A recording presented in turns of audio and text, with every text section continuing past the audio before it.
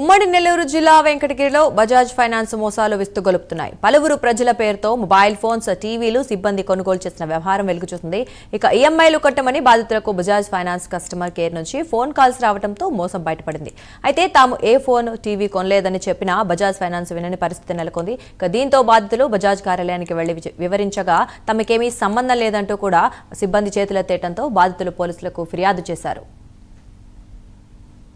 వచ్చేసి బజాజ్లో నా పేరు మీద లోన్స్ అనేవి ఉన్నాయన్నమాట. సో ఎవరు ఈ లోన్స్ అని చెప్పేసి వెళ్ళి అడుగుతుంటే నాకైతే సమాధానం చెప్పలేదు, కరెక్ట్గా అయితే సమాధానం చెప్పలేదు. ఒక 3-4 డేస్ అట్లనే అడుగుతూ ఉంటే వాళ్ళు చెప్పిన సమాధానం ఏంటంటే మా వన్ ఆఫ్ ద ఎంప్లాయీ ఇట్లా చేశాడు, మాకు సంబంధం లేదు, అతను వెళ్ళి అడగండి అని చెప్పేసి అన్నాను. ఎలిజిబిలిటీ చెక్ చేయించుకున్నాను, మళ్ళీ తీసుకోలేదు. కానీ ఒక 1 month తర్వాత వెళ్ళి చెక్ చేస్తే నా పేరు మీద లోన్స్ ఉంది. అది నా నెంబర్ కూడా నాకు లేదు, అంటే నాకు కాల్స్ అనేవి నాకు రాలేదు. ఇంకోటి ఏంటంటే కాల్స్ నాకు రాలేదు. మళ్ళీ బ్యాంక్లో అమౌంట్ కట్ అయితే కానీ నేను తెలియలేదు. అదొకటి. వెళ్ళి లాట్ మొబైల్ 2,50,000 అరౌండ్ 2,50,000 మొబైల్ అంత కాదు. ఒకటి టీవీ తీసుకున్నారు, ఇంకోటి వచ్చేసి మిగిలినట్టు మొబైల్సే తీసుకున్నారు. అరౌండ్ 5 లోన్స్ అనేవి యాక్టివ్లో ఉన్నాయి. నేను వచ్చేసి లోన్లో ఎవరికో ఇవ్వడం జరిగింది. అది మేము ఇప్పుడు చూసుకోవడం వల్ల యాప్లో గుర్తించి ప్రజెంట్ అంటే ఆగస్టు 15 రోజు గుర్తించాను. బాలాజీ మొబైల్స్ వారిలో అమ్మింది. వాళ్ళ దగ్గరికి వెళ్ళి అడిగితే మాకు సంబంధం లేదు, బజాజ్ ఫైనాన్స్ వాళ్ళని అడగండి అన్నారు. బజాజ్ ఫైనాన్స్కి వెళ్ళి అడిగితే బజాజ్ ఫైనాన్స్ వాళ్ళు మాకు సంబంధం లేదు, మీరు మొబైల్ షాప్లో అడగండి అంటున్నారు. ఆ ఫోన్ మేము తీసుకుందే లేదు, కానీ ఈఎంఐ కట్టమని మాకు బజాజ్ ఫైనాన్స్ వాళ్ళు ఫోన్ చేస్తున్నారు కస్టమర్ కేర్ నుంచి. అందుకనే ఈరోజు వెంకటగిరి పోలీస్ స్టేషన్లో ఫిర్యాదు చేశాము.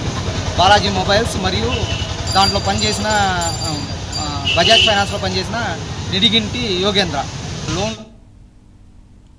ఉమ్మడి నెల్లూరు జిల్లా వెంకటగిరిలో బజాజ్ ఫైనాన్స్ మోసాలు విస్తుగొలుపుతున్నాయి. పలువురు ప్రజల పేరుతో మొబైల్ ఫోన్స్, టీవీలు సిబ్బంది కొనుగోలు చేసిన వ్యవహారం వెలుగుచూసింది.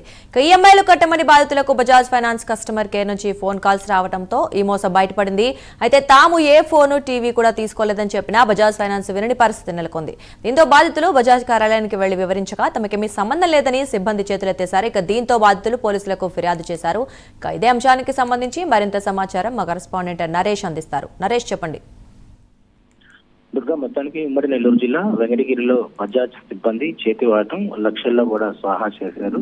బజాజ్ లో మహిళలు యువకులపై, అంటే ఎవరైతే యువకులు ఉంటారో మహిళలు ఉంటారో వాళ్ళపై ఈ యొక్క లోన్స్ తీసుకోవడం, తెలియకుండా వాళ్ళకి ఈఎంఐ కట్టాలని చెప్పి ఫోన్స్ రావడంతో ఒక్కసారిగా కూడా మేము ఏ అమౌంట్ తీసుకోలేదు, మేము ఎందుకు కట్టాలంటూ కూడా రిప్లై ఇవ్వడంతో ఒక్కసారిగా కూడా మాకు తెలియదు, మీరు కట్టాల్సిందే, మీ పేరు మీద ఫోన్ తీసుకోన్నారు, లేకపోతే ఇంకా ఇతర వస్తువు తీసుకోన్నారని చెప్పడంతో ఒక్కసారిగా బజాజ్ ఫైనాన్స్ ఉన్నటువంటి ఆఫీస్ కి వెంకటగిరికి సంబంధించినటువంటి ఎవరైతే బాధితులు ఉంటారో వాళ్ళు వెళ్ళడం జరిగింది. అక్కడ బజాజ్ ఫైనాన్స్ సంబంధించినటువంటి మేనేజర్ని అడగ మీ పేరు మీద ఇక్కడ మీ పేరుని పెట్టి కొంతమంది తీసుకున్నారు, దీనికి సంబంధించి మీరు ఏదైనా ఉంటే పోలీస్ స్టేషన్ లో మాట్లాడుకోండి, మాకైతే కట్టాల్సిన అమౌంట్ కట్టాలని చెప్పడంతో ఒక్కసారిగా కూడా ఏం చేయాలో అర్థం కాక బాధితులు పోలీస్ స్టేషన్ ఆశ్రయించడం జరిగింది.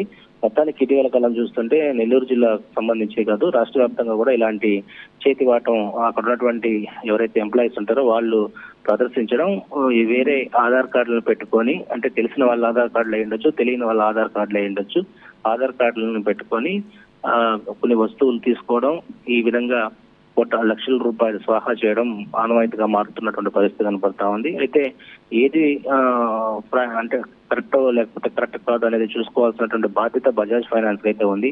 బజాజ్ లో పనిచేస్తున్నటువంటి నిడిగుంటి యోగేంద్ర, ఎవరైతే యోగేంద్ర అనే వ్యక్తి ప్రస్తుతం ఇదంతా కూడా చేసినట్టుగా తెలుస్తోంది. పోలీసులు కూడా అదుపులో తీసుకున్నట్టుగా తెలుస్తోంది. వాళ్ళ మీద కేసు కూడా నమోదు చేశారు.